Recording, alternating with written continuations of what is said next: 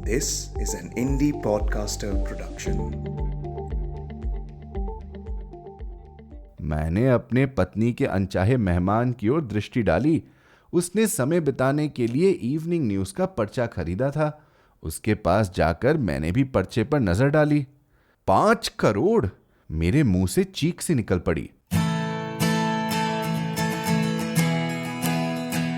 आप सुन रहे हैं कहानी जानी अनजानी पीयूष अग्रवाल के साथ। चलिए आज की कहानी का सफर शुरू करते हैं।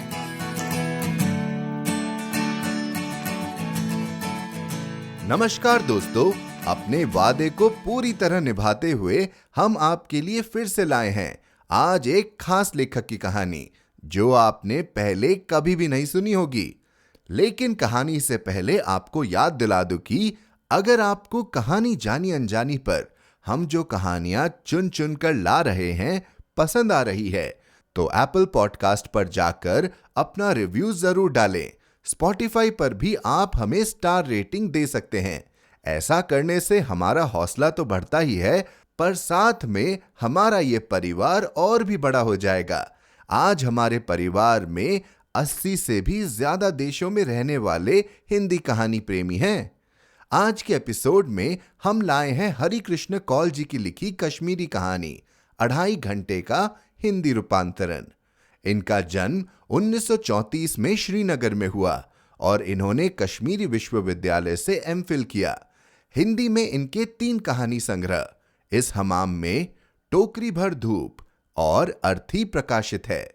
इनके बारे में और जानकारी के लिए हमारी वेबसाइट piyushagarwal.com पर जाएं। कुछ छुपे हुए इंसानी पहलुओं को तलाशती आज की कहानी बहुत ही सरल व मानवीय है। आप सभी को अपने जीवन का भी कोई न कोई किस्सा याद आ जाएगा। तो चलिए बिना किसी देरी के शुरू करते हैं आज की कहानी का सफर।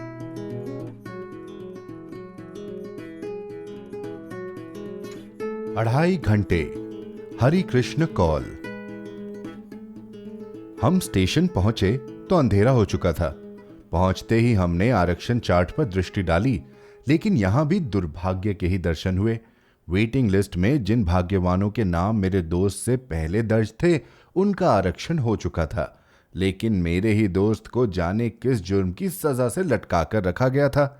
दुर्भाग्य ने उसे और उसका साथी होने के कारण मुझे एक और तरह से भी परेशान किया था।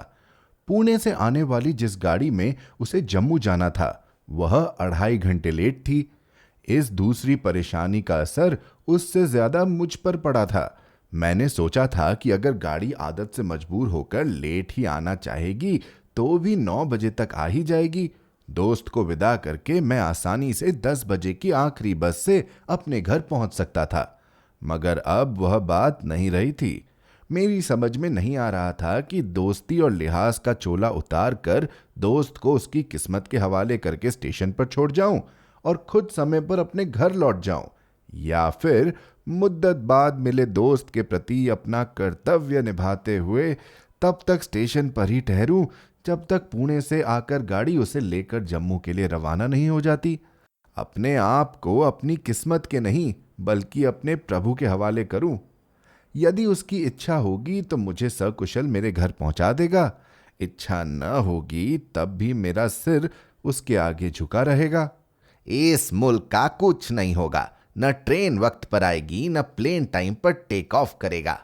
मेरे दोस्त ने यह बात तल्ख लहजे से कही और बेंच से उठकर प्लेटफॉर्म पर निरुद्देश्य घूमने लगा। मैं स्टेशन मास्टर के पास गया। उसने मुझे तसल्ली दी कि ज्यादा घबराने की जरूरत नहीं है, गाड़ी आते ही हमें टीटी से बात करनी चाहिए। अगर उसके पास कोई बर्थ खाली होगी तो वह बर्थ हमें ही मिलेगी। जिस प्रकार कोई मुर्गी चोंच में दाना लेकर चूजे के पास जाती है, उसी प्रकार मैं यह शुभ सूचना लेकर अपने दोस्त के पास गया। सुनकर उसे कोई प्रसन्नता नहीं हुई। उसके चेहरे पर उसकी खास मुस्कुराहट एक बार फिर मेरा मजाक उड़ाने लगी। स्कूल मास्टर से लेकर स्टेशन मास्टर तक सब झूठी तालीम और झूठी तसल्ली देते हैं। इस मुल्क का कुछ नहीं होगा। मेरा यह दोस्त कश्मीर का प्रसिद्ध और जाना माना बुद्धिजीवी था, जो मानव मूल्यों के विषय में हुई एक ऑल इंडिया कॉन्फ्रेंस में भाग लेने दिल्ली आया था। 2 दिन की यह कॉन्फ्रेंस कल शाम को ही संपन्न हुई थी। आज सवेरे वह होटल छोड़कर मेरे यहाँ आया था और सारा दिन मुझे अर्पित किया था। सबसे पहले हम इंडियन एयरलाइंस के दफ्तर गए थे। वहां उसके रिक्वेस्ट पर टिकट वापस करके रिटर्न एयरफेयर के रुपए जेब में डाले थे। वहां से हम करोल बाग गए थे, जहां से उसने बीवी बच्चों के लिए कपड़े और कुछ दूसरा सामान खरीदा था। करोल बाग से आकर उसने मेरे घर पर मेरे साथ कश्मीरी खाना खाया था और मेरी पत्नी के पकाने की बहुत तारीफ की थी। मेरे बच्चों के साथ भी वह खूब खेला था और इस बात के लिए सिर्फ उन्हें ही नहीं, मुझे और मेरी पत्नी को भी शाबाशी दी थी कि इतने बरस दिल्ली में रहने के बावजूद हम और बच्चे कश्मीरी ही बोलते हैं। खाना खाने और फिर नमकीन गुलाबी चाय पीने के बाद हमारे बीच कई मसलों पर बहस छिड़ी थी। उसकी बातों से लगता था कि उसे हर व्यक्ति और हर विचार से नफरत है, मगर वैसी ही नफरत जैसी एक बाप को अपने प्यारे बेटे से उसकी बदकारी देखकर होती है, या फिर किसी आज्ञाकारी और श्रद्धालु बेटे के मन में अपने पिता का कोई नीच कार्य देखकर पैदा होती है। उसका मानना था कि बुनियादी तौर पर आदमी कुत्ते से ज्यादा जलील और भालू से अधिक वहशी है। उसकी राय में वह दिन कायनात का सबसे तारीक दिन था, जिस दिन 4 टांगों वाले जीव ने 2 टांगों पर चलना सीखा था और इस तरह अपनी जात को उबार कर बाकी मखलूकात को डुबो दिया था। यह सब कहने के बाद उसने आह भरी थी, इस दुनिया का कुछ नहीं होगा। 4 बजे के आसपास मेरी पत्नी ने उसकी फरमाइश पर कश्मीरी कहवा बनाया था। कहवा पीकर हमने और भी बहुत सारे अदबी, इल्मी, आलमी और आफाकी मसले धुने थे। 7:15 बजे वह और मैं टैक्सी से स्टेशन की ओर चल पड़े थे और इस समय 9:15 बज रहे थे। प्लेटफॉर्म नंबर 2 से एक गाड़ी जाने कहां के लिए निकल पड़ी। प्लेटफॉर्म 3 पर कोई गाड़ी जाने किधर से आई, लेकिन खाली पटरी लिए प्लेटफॉर्म नंबर 1 पुणे से आने वाली उस गाड़ी की प्रतीक्षा करते करते थक गया था, जिससे मेरे दोस्त को जम्मू जाना था। मैंने दाएं बाएं दोनों ओर दूर तक नजर डाली। खाली पटरी पर जल्दी गाड़ी आने का कोई सवाल ही नहीं पैदा होता था, लेकिन मेरे खाली दिमाग में जल्दी यह सवाल आया कि क्या दोस्त को उसकी किस्मत के भरोसे छोड़ना मेरे लिए और हमारी दोस्ती के लिए अच्छा रहेगा? नहीं, मुझे गाड़ी के आने और फिर उसके चले जाने तक इंतजार करना होगा। गाड़ी के आने और चले जाने के बीच के समय में मित्र के सोने के लिए बर्थ का कोई ना कोई इंतजाम भी करना होगा। उसे खुशी खुशी विदा करने के बाद ही खुद घर वापस जाने की चिंता करनी होगी। ठीक है, 10 बजे के बाद कोई बस नहीं मिलेगी, पर 3 व्हीलर तो मिल जाएगा। तभी यथार्थ की सुध आने से मेरा उत्साह ठंडा पड़ गया। स्टेशन से मेरे घर तक 3 व्हीलर का किराया 10-15 रुपए से कम क्या होगा, मगर मेरी जेब में 5 रुपए का एक और अकेला नोट था। आधी रात को घर पहुंचकर पत्नी को जगाना और उससे 3 व्हीलर वाले को देने के लिए रुपए मांगना, मेरी समझ में ही नहीं आया कि मैं इस नई समस्या से कैसे निपटूं। जब मेरी पत्नी की नींद टूटेगी, बल्कि तोड़ी जाएगी, तब वह मेरी हड्डी पसली तोड़ने में कौन सी कसर बाकी रखेगी। पूछेगी कि यह कौन सा चहेता भाई बहनोई आया था जिसके लिए तुमने पूरा दिन और आधी रात बर्बाद की। अपने बच्चों का पेट काट कर रोगन जोश, मखनी, शामी कबाब से उसका जहनुमी पेट भर दिया और 30 पर 3 व्हीलर के किराए के तौर पर जुर्माना भी अदा किया। मैंने अपने पत्नी के अनचाहे मेहमान की ओर दृष्टि डाली। उसने समय बिताने के लिए इवनिंग न्यूज का पर्चा खरीदा था। उसके पास जाकर मैंने भी पर्चे पर नजर डाली। 5 करोड़! मेरे मुंह से चीख सी निकल पड़ी। सुर्खी वाली खबर बड़ी सनसनीखेज थी। 5 करोड़ रुपए का एक बड़ा भारी स्कैंडल नंगा हुआ था, जिसमें बड़े बड़े लोगों के हाथ होने की संभावना थी। अरे 5 करोड़ पढ़कर तुम्हारी लार इस तरह क्यों बहने लगी? आजकल करोड़ कोई बड़ी रकम नहीं होती। उसने मेरी मूर्खता पर मुस्कुराते हुए कहा, कुछ पता है आए दिन होने वाले इन सेमिनारों, कॉन्फ्रेंसों, जश्नों पर कितने करोड़ खर्च होते होंगे? कितनी दौलत जाया होती होगी? इस मुल्क का कुछ नहीं होगा। मतलब जिस कॉन्फ्रेंस के लिए तुम यहां आए थे, उस पर खर्च किया गया सारा पैसा भी असल में जाया हुआ है? अरे बिल्कुल जाया हुआ है। इतने लोगों के लिए फर्स्ट क्लास या हवाई जहाज से आने जाने का इंतजाम किया गया। 5 स्टार होटलों में इनके कमरे बुक किए गए। लंच, डिनर, पार्टी, पिकनिक पर हजारों नहीं लाखों रुपए उड़ाए गए। पहले बेमतलब की इन मजलिसों के बारे में फारसी में कहा जाता था निश्सतन गुफ्तन बरखासतन, मतलब बैठना, बातें करना और उठकर चले जाना। मगर अब इन तीनों तनों के साथ एक चौथा तन भी जुड़ गया है, खुर्दन, यानी खाना पीना। इस मुल्क का कुछ नहीं होगा। जाने कैसे इस बार उसका तकिया कलाम मेरे ही मुंह से निकल पड़ा। अरे मुल्क का कुछ होगा या नहीं, मुझे फायदा जरूर हुआ। कैसा फायदा? मुझे 10 साल बाद अपने दोस्त से मिलने का मौका हासिल हुआ। उसने पहले मेरे कंधे पर हाथ रखा और फिर मुझे गले से लगाया। फिर मेरी कमर में हाथ डालकर मुझे एक स्टॉल तक ले गया और 2 ऑरेंज जूस का ऑर्डर दिया। कायदे और शराफत से पेमेंट मुझे ही करना चाहिए था, मगर मेरे पास सिर्फ 5 रुपए का एक नोट था। मैं नजर बचाकर माइक पर हो रहा अनाउंसमेंट सुनने और उसे समझने की कोशिश करने लगा। मेरा दोस्त जब पर्स निकालकर पेमेंट करने लगा तो मैंने तुरंत जेब में हाथ डाला।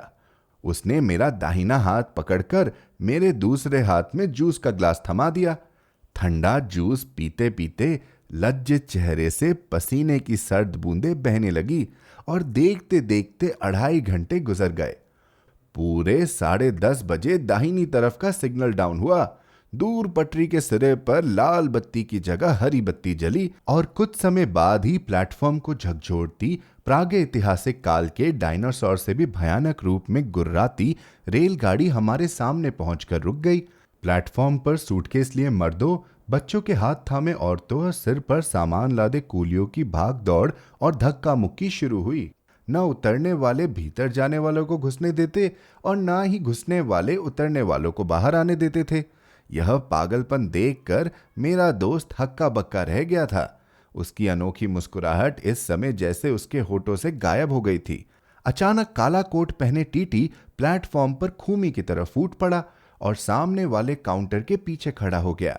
दर्जन भर यात्री सामने इकट्ठे होकर उसकी ओर टुकुर टुकुर देखने लगे, लेकिन उसने उन पर कोई दया न दिखाकर बेरुखी से ऐलान किया कि किसी भी कंपार्टमेंट में सोने के लिए कोई बर्थ खाली नहीं है। मेरा दोस्त का चेहरा पीला पड़ गया, लेकिन मैं बेशर्म बनकर टीटी की तरफ बेचारगी से देखने लगा। वह सामने खड़े लोगों की अवहेलना करते हुए जाने किस अभिप्राय से इधर उधर देख रहा था, लेकिन मेरी तरफ 1-2 बार उसने अजीब नजरों से जरूर देखा था।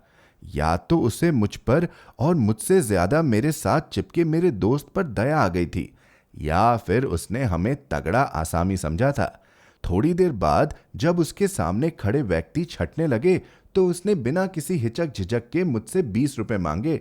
मेरे दोस्त ने तुरंत 10-10 के 2 नोट मेरे हाथ में दिए, जो मैंने मुस्कुराकर टीटी साहब के हवाले किए।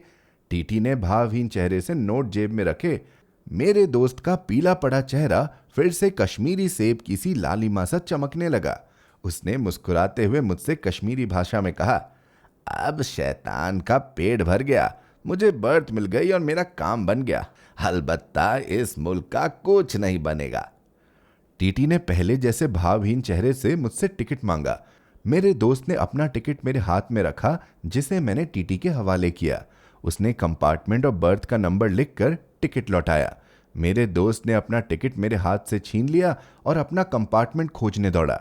मैं भी उसके पीछे जाने लगा तो टीटी ने आवाज दी, दूसरा टिकट कहाँ है? हम में से एक को ही जम्मू जाना है, जिसे जाना है वह अपना डिब्बा ढूंढ रहा है। मैंने उसे असली बात बता दी। बात सुनकर टीटी का चेहरा क्रोध से तन गया और मेरी ओर देखकर बोला, मैं 2nd क्लास के एक बर्थ के लिए 10 रुपए लेता हूं, ना 1 पैसा ज्यादा ना 1 पैसा कम। यह मेरा उसूल है और मैं उसूल छोड़कर बेईमानी नहीं करता। उसने जेब में हाथ डाला और नफरत से मेरी ओर देखकर 10 का नोट मेरे हवाले कर दिया। मैंने नोट लिया और अपने दोस्त की तरफ नजर डाली। वह झेलम एक्सप्रेस के डिब्बों के नंबर पढ़कर अपना डिब्बा खोज रहा था। मैंने इधर उधर देखकर नोट चुपके से अंदर की जेब में डाल लिया। अब मेरे पास 15 रुपए थे। एक 5 रुपए का नोट जो मैं घर से लाया था और दूसरा 10 का नोट जो भगवान की कृपा से अभी अभी मुझे यहीं मिला था। अब मैं बिना किसी परेशानी के 3 व्हीलर में आराम से अपने घर जा सकता था और घर से 10-20 गज पहले ही किराया चुकाकर 3 व्हीलर वाले की छुट्टी कर सकता था, जिससे मेरी पत्नी को शक करने का मौका ही नहीं मिलता कि मैं बस से नहीं 3 व्हीलर से घर लौटा हूं। मैंने एक बार फिर पटरी पर खड़ी रेलगाड़ी की ओर नजर डाली। मेरा दोस्त अभी तक अपना डिब्बा पहचान नहीं सका था।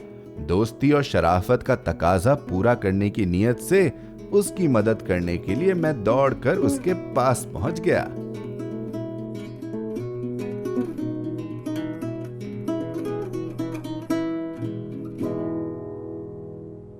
तो कैसा लगा आपको आज का एपिसोड? हमें ईमेल करके बताएं hello@piyushagarwal.com पर।